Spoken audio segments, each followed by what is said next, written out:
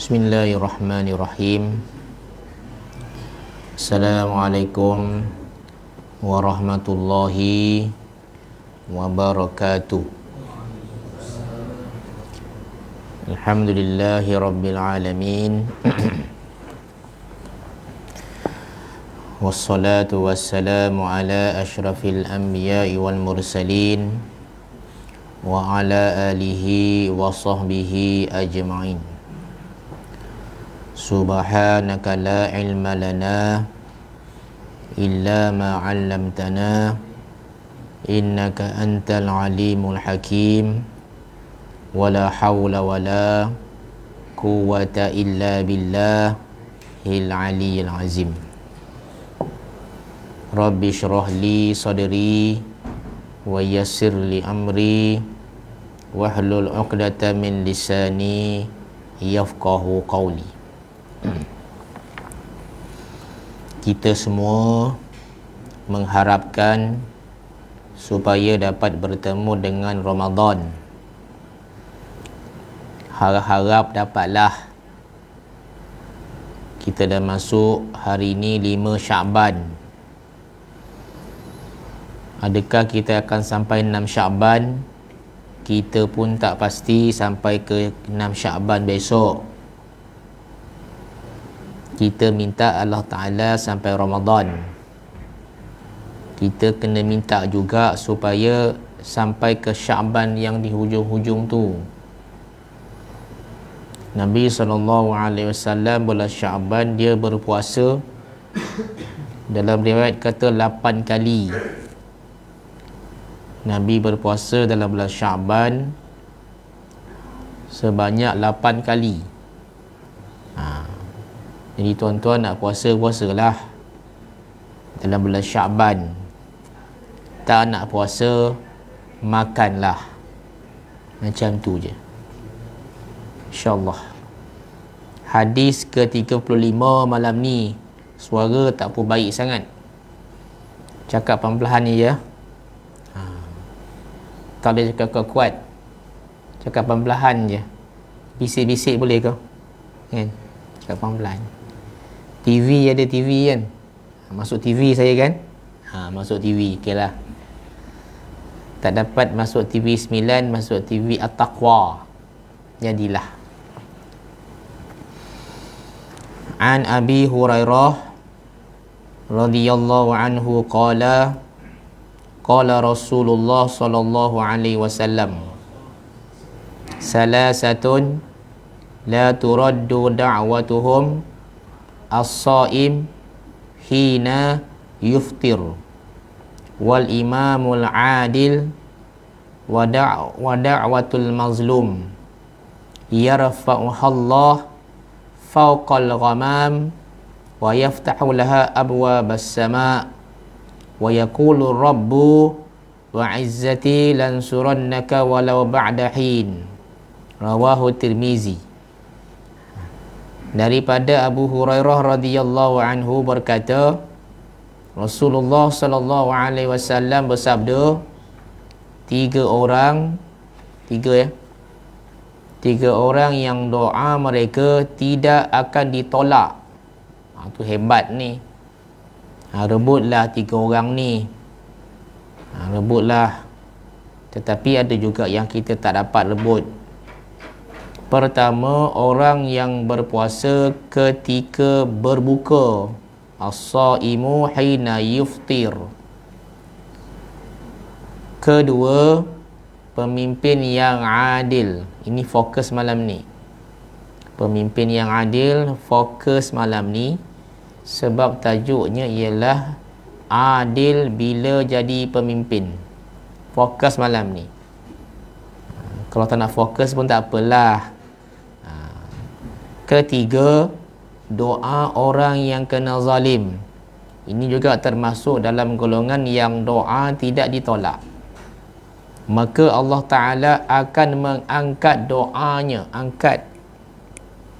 Doa kita baca tadi imam kan, Allah angkatlah doa tu ke atas awan. Atas awan tuan-tuan, doa orang yang tiga ni Allah Ta'ala angkat doanya ke atas awan dan membukakan baginya akan pintu langit. Dan ia berfirman, Allah Ta'ala berfirman kepada tiga-tiga orang ni, kepada orang yang berpuasa ketika berbuka, kedua pemimpin yang adil, ketiga orang yang kena zalim. Jadi kita bincanglah apa bendanya ni. Gitu. Allah Ta'ala berkata, demi kebesaranku. Allah kata dia yang paling besar sekali. Bukan kita yang besar. Kita ni kecil je. Tapi berlagak lebih. Berlagak lebih ni bukan berlaku kat tempat kita lah. Berlaku di Venezuela. Jadi tuan sekalian ya, pasti ia akan aku tolong. Nampak? Walaupun setelah beberapa masa nanti. Maknanya Allah Ta'ala tetap tolong walaupun jangka masa yang panjang. Tetap Allah Ta'ala akan tolong permintaan daripada tiga orang ni. Tuan-tuan, ambillah salah satu. Nombor satu, puasa, nak buka, doa. Yang kedua, jadilah pemimpin yang adil. Pemimpin ni bukan pemimpin negara saja. Pemimpin peringkat masyarakat, pemimpin surau, pemimpin lorong, pemimpin rumah tangga, pemimpin muslimat, pemimpin pemimpin durian. Pergi. Macam-macam pemimpin. Ini termasuk semua tuan-tuan. Yang ketiga, orang yang kena zalim. Kalau tuan-tuan kena zalim, kita boleh doa kepada Allah Ta'ala. Kena zalim, zalim ni mazlum, hitam, kan, benda-benda yang terhalang, kan, benda-benda dianiaya. Orang rampas harta kita, zalim. Orang rampas tanah kita, zalim.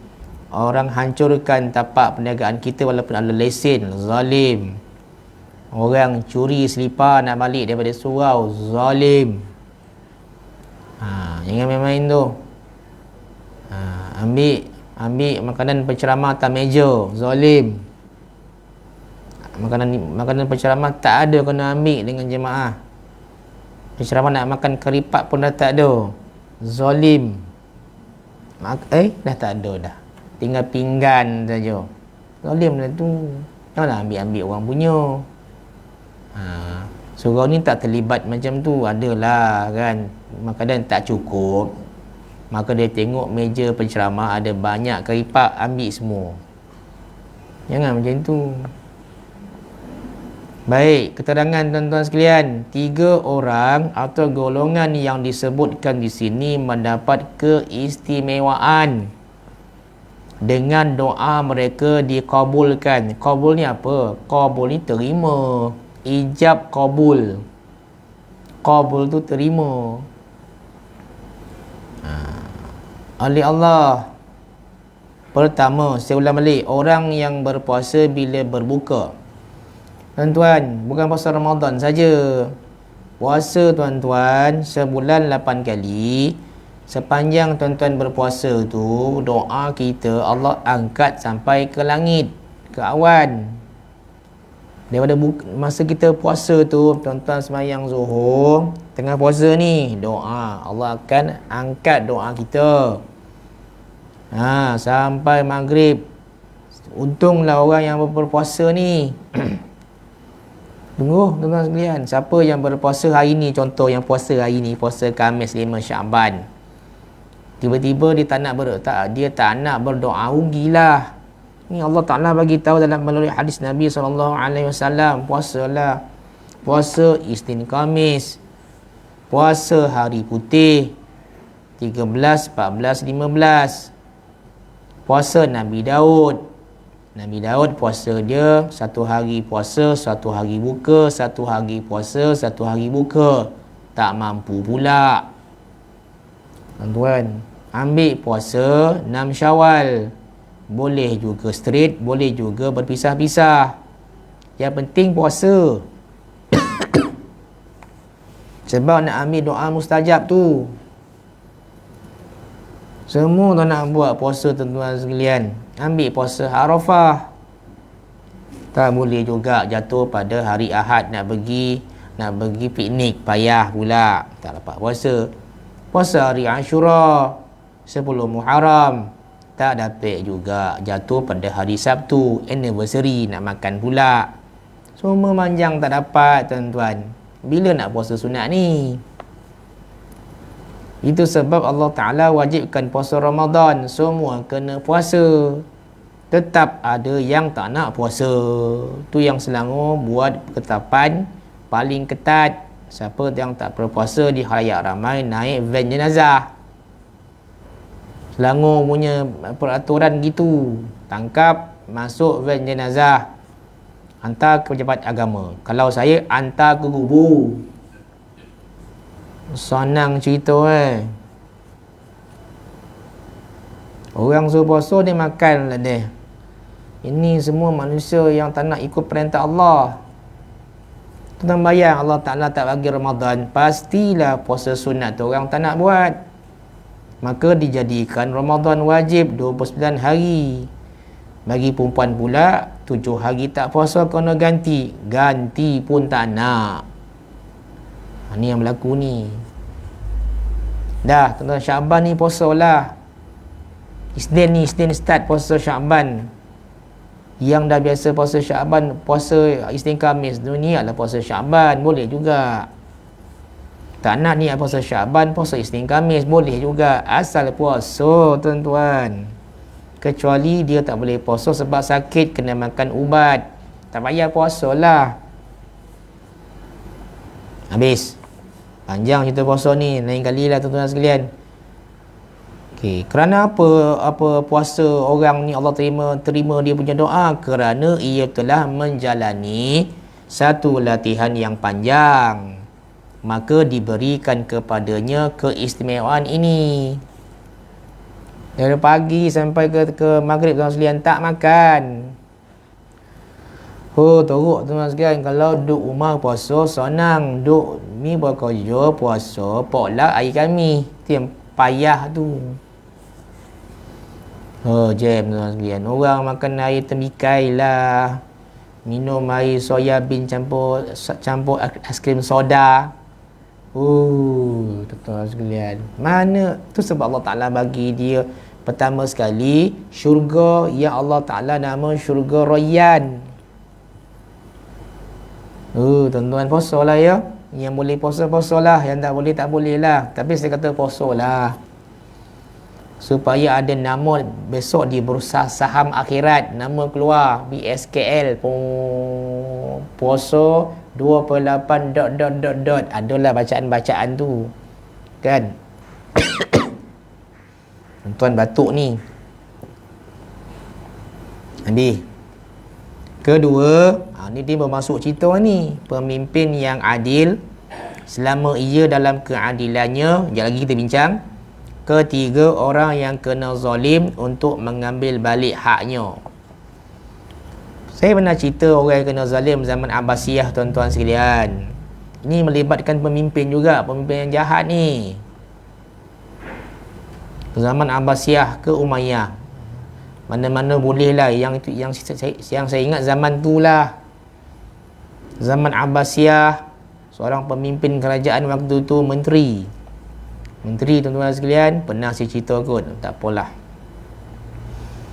Menteri perdagangan pengguna hal ehwal pengguna dan keterjaminan makanan, tak apa nama tak tahulah.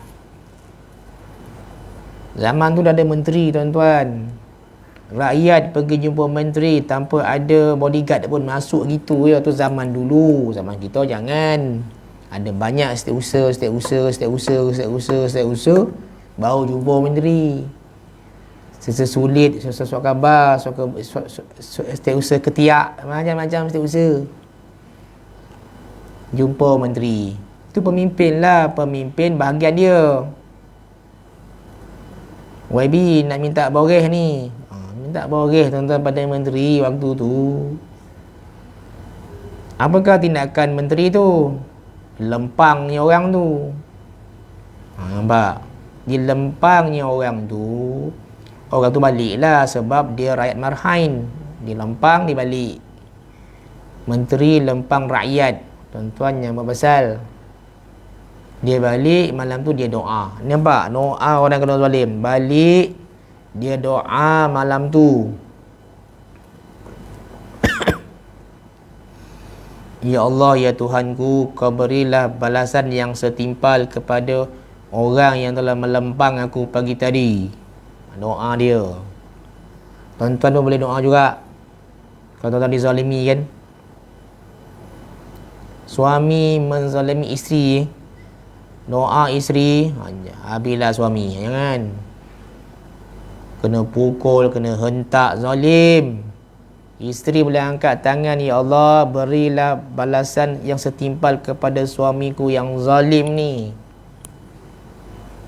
Yang kedua, suami yang tak bagi nafkah, zalim. Ya Allah, jangan doa pecah perut suami tu, kan suami hilang pula.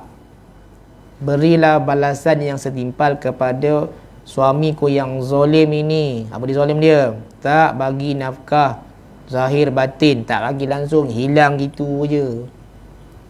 Zalim tu tuan-tuan sekalian.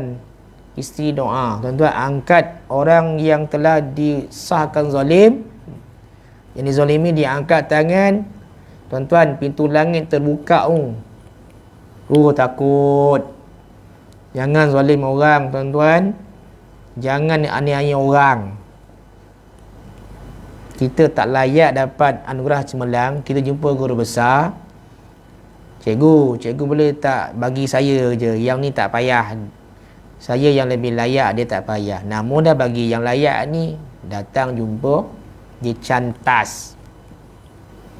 Guru besar pula ikut aja. Baiklah, dua-dua masalah. Zalim tu mengambil hak orang,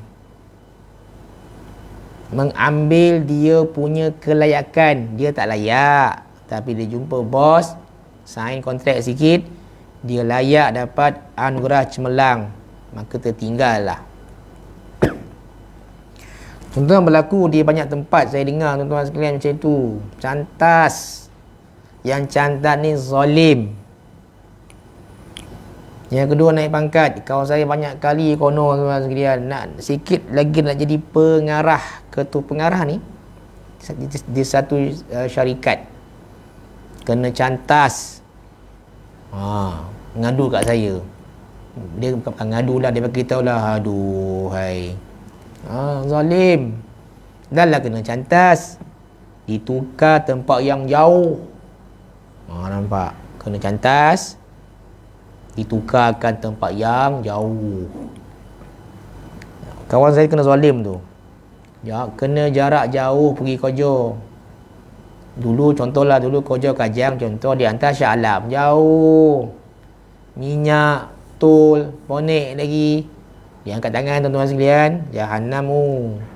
Tapi dia redha lah. Dia redha orang cantas dia, dan dia redha dihantar ke jauh. Dia redha. Tak apalah, dia redha. Kalau tak redha, dia angkat tangan, yang menzalimi dia ni tuan-tuan sekalian, yang berpasal, Allah Ta'ala tetap akan kabulkan, walaupun dalam masa yang akan datang lama pun tak apa, tapi tetap doa tu akan dimakbulkan Tuhan. Kan? Ambil tanah orang tanpa hak. Dia ambil rumah tanah orang tu tanpa hak, lepas tu tak nak pula bagi balik. Itu tanah dia, bila buat ukuran balik, dia ambil tanah orang, dia tak nak pulangkan balik, zalim. Surau kami pun sama, ambil tanah sebelah. Surau kami buat balik ujur ukur tu, terambil tanah sebelah. Tanah sebelah tu tanah jaiz juga. Tapak sekolah agama jaiz. Kita pun jumpa jaiz. Macam mana tuan? Tak apalah, bukan jaiz, jumpa pejabat tanah. Kamu ni adik-beradik je ni, surau pun jaiz juga, ni pun jaiz juga. Tak apalah, adik-beradik lah, kecuali dia minta besok kau bagilah, settle. Terambil sikit tanah sebelah tu. Tanah kosong, lebih kurang 10 ekar. 10 ekar tu tanah yang akan dibuat sekolah agama, tapi tak ada yang nak buat sebab kos yang tinggi. Sebelah tu tapak kami dah, tapak surau. Zaman dulu main belasah je buat, tanpa buat ukuran tu kan. Baru buat hari tu terambil tanah sebelah. Setakat ni kita biar dulu. Selepas dia minta, kita kena bagi, kena robohkan sebahagian bangunan kami. Tandas kena roboh, pejabat kena roboh. Sebab apa? Setelah mengambil tanah sebelah tu, tanah jaiz untuk buat sekolah agama. Tapi tak buat semenjak 2005. Tak buat duit. Siapa nak buat?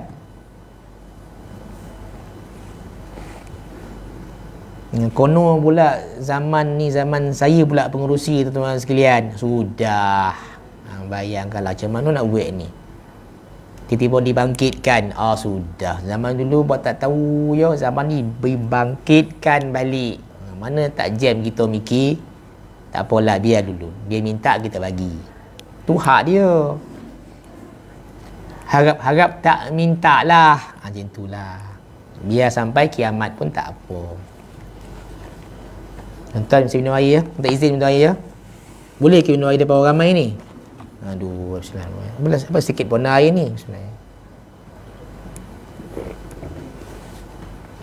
Okak sakit tuan-tuan sekalian. Datang kat kuliah. Apa nak jadi. Okey, yang kita nak bincang pada malam ni ialah yang tuan-tuan tak minat pun bincang pasal pemimpin yang adil ni pun. Tapi tajuk dia ialah pemimpin yang adil. Baik. Adil dalam memimpin adalah satu perkara yang susah dilaksanakan, dan berterusan adil dalam kepimpinan itu lebih susah lagi. Nak adil payah, nak bagi dia istiqamah adil lagi susah. Tuan-tuan ingat senang ke pemimpin negara ke pemimpin kerajaan nak bagi tender dekat kontraktor ni? Ingat senang ke tuan-tuan? Nak bagi adil susah. Kontraktor beratus, beribu menunggu ni.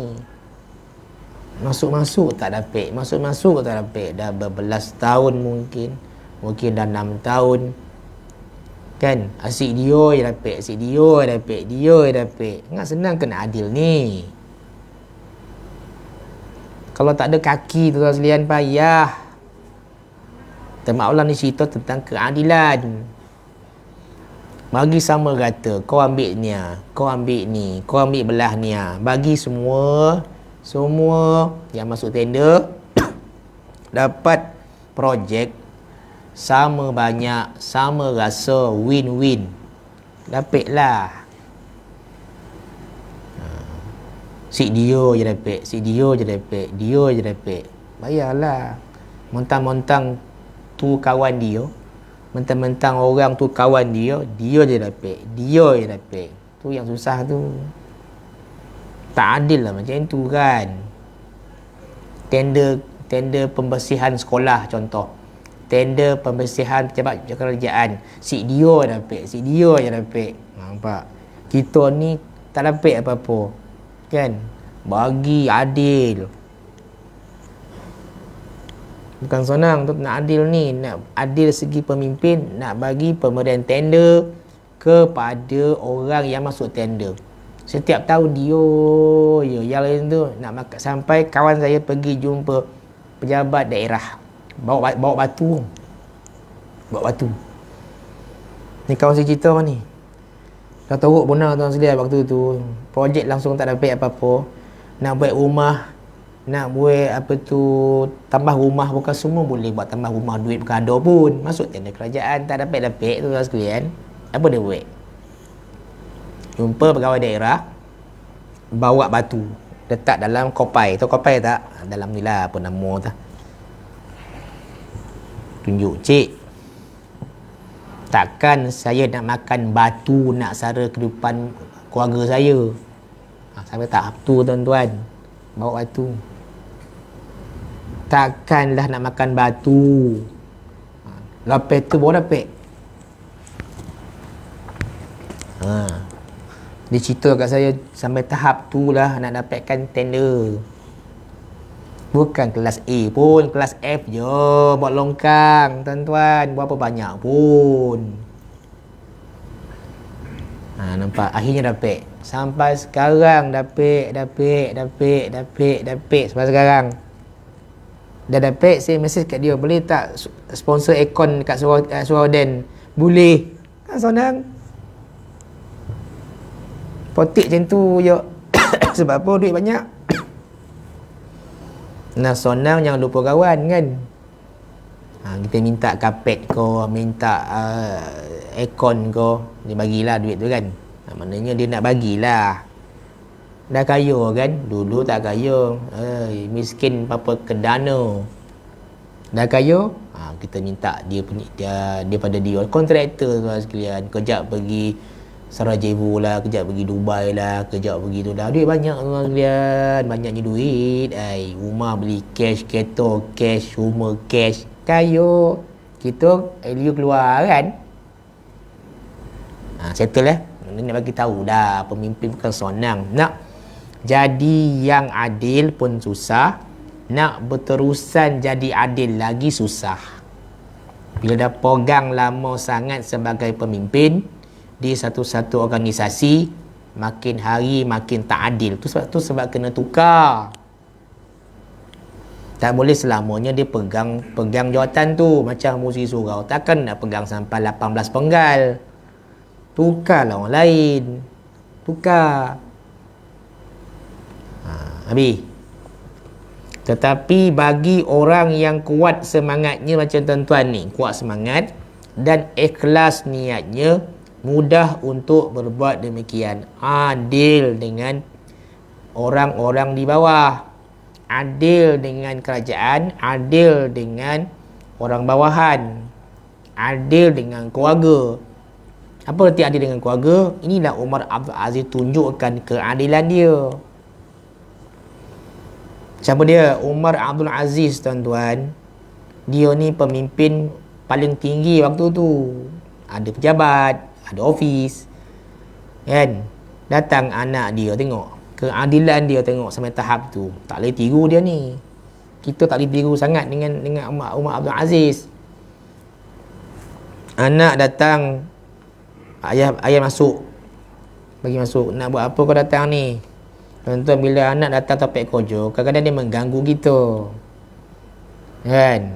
Itu sebabnya kita tidak digalakkan bawa anak di tempat kerja bila time kerja. Ganggu kadang-kadang.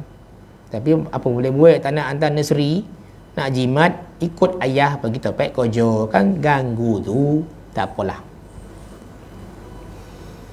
Nak cerita pasal apa ni? Kata Umar Abdul Aziz, nak cerita pasal rumah. Nak cerita pasal rumah, kejap. Dia tiup lilin golap. Cik dia, kenapa ayah tiup lilin ni? Itu lilin kerajaan. Oh, lilin kerajaan tu, ni golap ni. Kejap. Ayah dia bawa lilin rumah. Kan? Pasang. Mop. Lilin rumah dia. Maknanya lilin dia lah. Kalau kita elektrik lah. Kalau kita datang, anak kita buat apa ni? Nak cerita pasal rumah. Tutup aircon, tutup lampu, tutup kipas, golap. Jam, ambil elektrik rumah kita, boleh? Payah.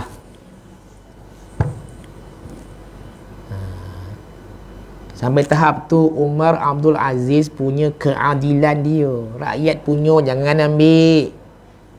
Itu elektrik yang dibayar oleh rakyat. Rakyat bayar cukai. Cukai itulah aku bayar elektrik kepada TNB. Contohlah. Kita tak kisah basuh kereta kat pejabat, tak bayar apa-apa pun. Ambil air pejabat basuh kereta, contoh. Asal basuh kereta ni free. Free apa? Kerajaan punya. Ambil A4 pejabat bawa balik, bagi anak buat apa tu, buat kertas lukisan. Tapi kalau bayar tak ada masalah. Ambil A4 bayar dekat organisasi tu kena bayar pada kerajaan. Betul. Ambil air pejabat, Dia bayar air tu kepada kerajaan. Bil air dia bayar sebahagian. Tu tak apa. Tapi jarang berlaku orang bayar ni sebab benda free. Tak boleh. Ambil pensel pejabat bagi anak buat ambil exam. Gagal anak tu tau. Ambil pensel pejabat. Tak boleh. Tak adil macam tu. AJK surau kerja dekat Kementerian Kewangan Malaysia, tuan-tuan sekalian. Dia tu kerja dekat Kementerian Kewangan. Baik. Mesyuarat malam tu minta kena photostate 1000 flyers. Tak apa, saya akan photostate dekat pejabat saya. Percuma je. Apalah percuma Itu kerajaan punya. Tak boleh. Mentang-mentang dia pegawai kat situ, ambil fasilitis kerajaan untuk photostate surau bunian nama Tak boleh. Ada yang buat macam tu lah saya nampak. Ni siapa punya ni? Surau punya ustaz. Oh. Mana boleh photostate dekat pejabat? Itu hak pejabat, itu hak kerajaan. Tak ada apa dah, sikit je, sikit apa 1000. Alah ustaz, apa tu kita apa? Photostate depan dan belakang. 500 satu rim tu. Kau nanti terbakar surau, kau kena poti, kau punya masalah, saya kata. Kau punya pasal. Yelah, tak apalah, tak edilah. Yalah, janganlah ambil macam tu. Allah tuan sekalian. Seorang tak fikirkan masa depan kita. Masa depan kita dalam kubur besok. Memanglah kita selamat dan ambil hak kerajaan balik, tak ada apa pun. Okey je, sihat je. Tetapi masa depan kita di kubur besok. Nak tahu masuk kubur besok. Baru kono orang. Tuan jaga ya. Tak boleh. Macam pengurusi surau, dia buka tender, ambil tender keluarga dia buat projek kat surau. Itu tak adil. Tak boleh. Ambil tender, buat cak surau, tak buka tender, bagi pada adik-beradik. Tak boleh. Ni contoh lah, jangan cakap berlaku. Ni contoh. Kalau berlaku lah. Aduh kan. Mentang-mentang di imam, teman-teman sekalian, digunakan imam untuk dapat duit daripada imam tu. Tak boleh lah kan. Jauh lah. Maka akan besarlah berkatnya dan banyak pahalanya pemimpin yang adil ni, dan akan luas kebaikannya, dan seluruh lapisan rakyat akan merasakan kemakmurannya pemimpin yang adil ini. Tuan-tuan jumpa tak punya adil? Adil ni dia bukan bagi duit saja yang adil. Cara dia layan tu kena adil lah. Dia layan orang kenamaan saja. Orang layan orang miskin tak layan. Tak adil tu. Dia layan sama rata. Nelayan yang ada tansri, yang bekerja rendah, kalau jumpa kena sama layanannya. Ni yang susah nak dapat. Susah tu sekalian. Orang bawah memang komplain. Kamu tak dapat jadi macam dia. Kamu dapat besok, kamu pun berubah. Manusia ni akan berubah bila dapat jawatan. Memang macam tu tuan-tuan. Masa jadi cikgu biasa, kita bertepuk tampar dengan dia, kita bergerak ketawa dengan dia. Tiba-tiba dia naik guru besar. Kita buat macam tu macam dia. Dia lompang kita balik. Dan naik jadi guru besar contoh. Lain lah cakapnya. Jalan pun dah lain. Semua lain dah. Ni kawan-kawan biasa ni panggil nama tak bagi dah. Panggil encik lah. Kau dengan aku lu main bola sepak sesama lah. Jumpa kau dah makan contoh kan, panggil nama je. Tak layan sebab apa, dia guru besar. Copek pun lah berubah kau ni kan. Ada yang macam tu kadang-kadang kan. Ada jawatan berubah kehidupan. Tuan-tuan tak diuji benda ni kan. Belum diuji kan. Cuma diuji. Dapat jadi pengurusi surau. Surau Jumaat. Income dia 40,000 sebulan macam. Oh tuan-tuan sekalian. Nu. Kita boleh cakap lah, dah dapat jawatan satu apa tak boleh break. Contoh, oh master tak ada jawatan, condemn orang saja. Kau break lah. Naik atas tak dapat nak buat satu organisasi. Morning kepala. Kita komen pandai. Cuba buat. Cuba jadi pemimpin kat situ. Ui, porik memanglah. Maka pemimpin yang seperti ini akan dikasihi oleh rakyat dengan setulus hati dan sudah tentu mereka akan mendoakan supaya berterusan kebaikannya. Tuan-tuan, pemimpin yang baik ini rakyat doa. Pemimpin yang tak baik rakyat akan maki hamun teruk, tuan-tuan. Tu tak tahan tu.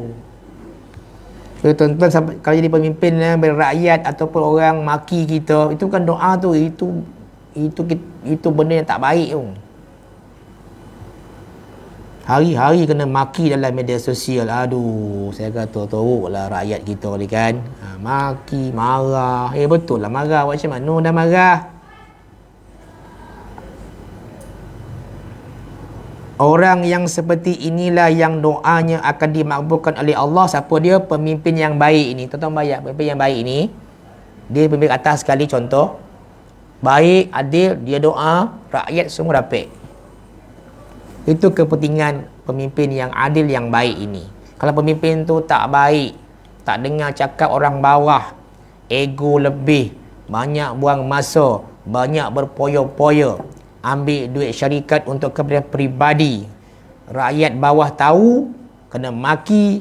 Itu sebabnya tidak ada dapat keberkatan dia punya kepimpinan itu dalam syarikat tu, dalam organisasi tu, dalam surau tu. Surau pun kena maki pengurusi. Sebab pengurusi tak kompeten kan, tak pernah datang surau kan. Dia lantik jadi surau, tak pernah datang. Mesyuarat tak nak buat, yang lawan ambil. Ni dia, kena maki dengan jemaah. Takut. Okey. Sebabnya doa yang ditolak ialah imam yang tidak disukai oleh makmum. Doa yang ditolak, bukan tolak, amal yang ditolak, tuan-tuan sekalian, iaitu imam yang ditolak oleh makmum. Imam yang dibenci oleh makmum, doa dia ditolak. Tuan-tuan sekalian, yang main-main, yang berpasal. Kena imam tu orang yang disukai oleh makmum. Imam tu, kalau imam tu dibenci oleh seluruh makmum, suruh dia letak jawatan. Ada hadis, tadi ada ustaz dalam YouTube tadi bagi, ada 3 golongan yang doanya tidak dimakbulkan Allah Subhanahu Wa Taala. Yang saya ingat tadilah imam yang dibenci oleh jemaah. Kalau seorang benci tak apa, ni seluruh jemaah benci kat imam, tak apa sebab tak tahu. Doa tidak dimakbulkan oleh Allah Subhanahu Wa Taala. Allahu Akbar, tuan-tuan sekalian. Sikit lagi tuan-tuan sekalian. Sungguh untung pemimpin yang adil ini. Untung ya. Ia mencintai rakyat dan rakyat mencintainya. Bukan berpeluk-peluk, tak, suka pada dia. Seronok tengok dia ni. Allah seronoknya tengok dia ni. Datang dia ke tempat kita, kita seronok. Dia datang tempat kita, kita lari, kita benci, ada problem. Tak suka dengan dia ni. Ia mendoakan untuk kesejahteraan rakyat, pemimpin ni, dan rakyat pula mendoakan untuk kesejahteraannya. Dua-dua doa. Itu yang mantap syarikat, mantap organisasi, mantap masjid, mantap surau, mantap negeri, mantap daerah, mantap negara. Apabila pemimpin yang baik ini mendoakan rakyat, sebab dia pun orang yang baik, rakyat pula doakan dia, maka semua yang saya sebut tadi akan mendapat pahala yang besar di sisi Allah Subhanahu Wa Taala. Dan yang paling rugi ialah pemimpin yang zalim, rakyat benci dia, hari-hari benci. Itu yang Allah, sedihlah tuan, saya tengok sekarang rakyat tak benci ni, kita jadi mangsa, tuan sekalian. Mangsa sebab apa? Rakyat benci, kita mengalami pelbagai masalah kan. Sebab pemimpin dibenci oleh rakyat, tuan sekalian, Allah Ta'ala tak angkat doa, tuan-tuan. Ni susah ni. Dan ia pun membenci rakyatnya. Pemimpin tu benci rakyat pula. Itu lagi jam. rakyat mendoakan yang tidak baik untuknya. Ni lagi dahsyat dia punya apa? Dia punya perjalanan hidup. Rakyat doa tak baik untuk pemimpin yang jahat ini. Ya Allah. Dan ia pula terus menindas mereka. Pemimpin itu pula menindas pula rakyat. Habis, gone. Negara pun habis, negeri pun habis, organisasi pun habis, semua habis apabila dua-dua ni mendoakan ketidakbaikan kepada mereka. Tuan-tuan, wallahu a'lam, semoga kita mendapat menjadi orang yang tiga-tiga. Pertama, puasa. Yang kedua, pemimpin yang adil. Yang ketiga, yang kena zalim, doanya Allah mustajabkan. Okey, kita jumpa. Tak jumpa lagi lah. Lepas ni Ramadan dah tak ada. Ramadan ni kira kita off. Kemudian kita pergi ke raya off. Kita pergi ke raya haji lah. Maknanya 2 bulan lah tak ada ya. Kita jumpa balik. Hadis ke-36. Jujur dalam berniaga pula. Ni siapa yang berniaga? Hadis tu ada. Kita jumpa di siri yang akan datang. Wallahu a'lam. Assalamualaikum warahmatullahi wabarakatuh.